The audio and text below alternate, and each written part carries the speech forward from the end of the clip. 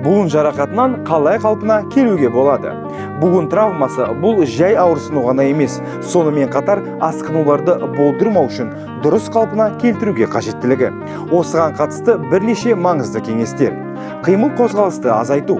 Жарақат алғаннан кейін бірден буынға тыныштық беріңіз және ісінуді азайту үшін су компресс жасаңыз. Жеңіл жаттығулар. Ауырсынуды және ісінуді жеңілдеткеннен кейін буынның қозғалтқыштығын қалпына келтіру үшін жұмсақ жаттығуларды бастаңыз. Уақытымен дәлелденген өнім қолданыңыз. Қалпына келтіруге ең жақсы көмекшілеріңіздің бірі нафтон майы. Неліктен нафтон майын таңдау керек? 5 минут ішінде ауырсынуды және ісінуді жеңілдетеді. Тіндердің жазылуын тездетеді және қан айналымын жақсартады. Табиғи композиция өнімді ұзақ уақыт қолдануға қауіпсіз етеді.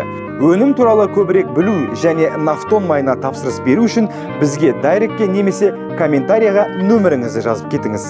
Буындарыңызды тезірек қалыпқа келтіруге көмектесеміз.